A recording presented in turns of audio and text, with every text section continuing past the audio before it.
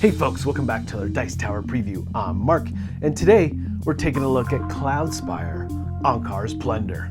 Now this is an expansion to the ever popular Cloudspire with two new factions. And Cloudspire is brought to you by Chip Theory Games. It's for 1 to 4 players, ages 13 and up, and games range anywhere from 90 to 180 minutes. Alright, so this preview is going to be a little bit different. We're actually going to be diving into the story aspects, a little more information about each of these factions, and the world in general. But if you want more specific information, there's all kinds of great resources on the campaign page and information about how these factions work. Alright, let's get to it. Ankar's Plunder takes place after the events of the base game and the Grige scenarios, assuming that the Grige have enacted their plan to complete at least a partial takeover of the islands in the chaos. The Horizon's Wrath comes in first to raid high-value source locations to fuel their ship for the next 20 years. Then, seeking to exploit the anarchy and the weakened factions, the Uprising launches their attempt to make all the joined islands subservient to Jal, the city below Ankar. First up, let's take a look at the Uprising.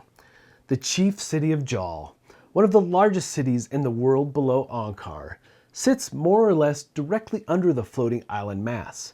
While Ankar's presence has always benefited Jal in the past, even before the joining wars sparked an economic boom in the city, the mere sight of the magnificent island was a constant draw for scholars and tourists.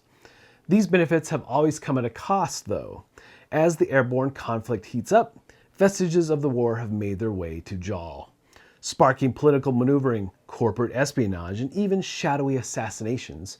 The unrest combined with the long-term resentment some Jalites harbor for their upstairs neighbors have sparked a covert effort that's been operating in and below Ankar for months. Led by a bitter old mercenary, the Uprising is a ragtag militia trying its best to organize into a disciplined fighting force. Even at its most chaotic, however, the group is not to be trifled with and is never lacking for some of the world's most lethal soldiers for hire. As the joining war burned hot, the militia made camp in secret on the long-abandoned island of Zam. Now, its numbers have swelled to the point where it can make a play for control of the joined islands, the first step in colonizing Ankar into nothing more than a Jal vassal state. The Uprising is not your typical faction. It feels more like a militia, one made up of hodgepodge of races from the world below Ankar.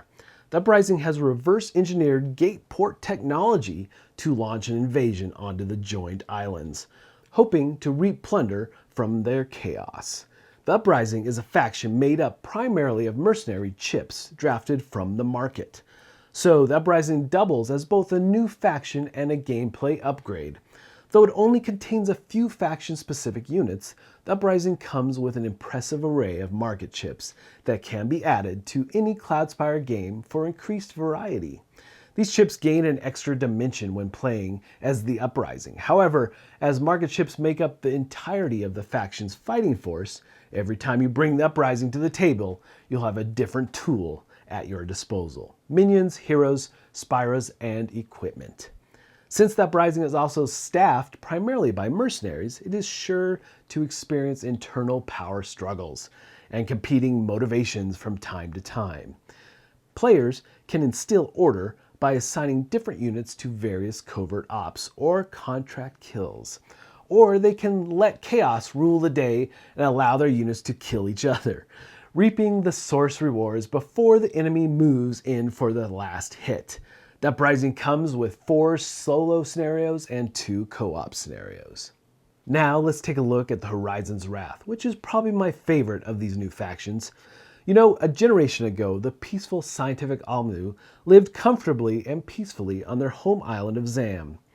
They freely shared their knowledge and charted every region of Ankar, erecting no monuments beside the foundation of scholarship on which their civilization was based.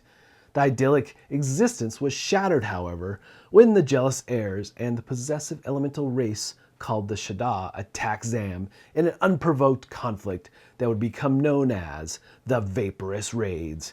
In the final battle of that conflict, the Shaddad detonated a biological device that rendered the environment of Zam virtually unlivable.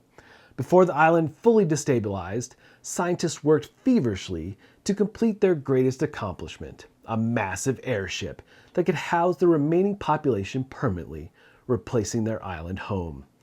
Though the race lives on, their formerly optimistic and outgoing nature was all but destroyed in the bitter war and the abandonment of their home, replaced by a bitter cynicism and a life of perpetual piracy. They've given up their former name of their people as a weak symbol of a naive past, choosing instead to go by the name of their ship, the Horizon's Wrath.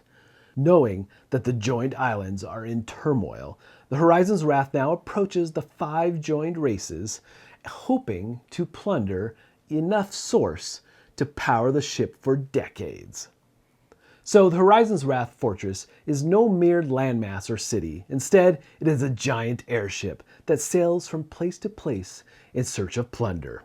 Horizon's Wrath players will have the option to pull the plank, which can send opposing units tumbling to the world below, or even allow the players to move their fortress to a different part of the map, which is really cool.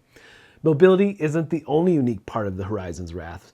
Rather, the Spire fortress spaces, the Horizon's Wrath is equipped with 4 giant cannons, which can fire deadly cannonballs across the field of play. This faction heavily relies on conquest, so the question is, do you have a pirate's eye? Are you ready for real conquest? Thanks to the faction's morale advancement, every kill has the potential to increase your pool of command points. To survive, the crew has adopted a form of aeronautic piracy, raiding other islands and stealing their source to power the ship. So the key elements of this faction are some really new and interesting gameplay. So you have the mobile fortress, a morale-based upgrade system, and deadly cannonballs fired from its fortress. Like the Uprising, the Horizon's Wrath also comes with new scenarios for solo and cooperative, ensuring hours of gameplay no matter your play style. Now, I'm not going to show you any of these new scenarios as we don't want to spoil them for all of you. We want to keep them a secret, and this expansion, just know, is chocked full of all kinds of new content. Alright folks, just a reminder once again, this has been a Dice Tower paid preview. Everything you've seen here has been in prototype form. So keep a close eye on the campaign for any changes that still may occur. Now with that said, I am a big fan of Cloudspire. This was really a game that I enjoy. Yes, it has long play, but it really is engaging, and I love the tactile feel of the chips like in any chip theory game. And these new factions are really intriguing, some interesting abilities and things, but I definitely have to give it up for the Horizon's Wrath because that's totally my gameplay style. I love it.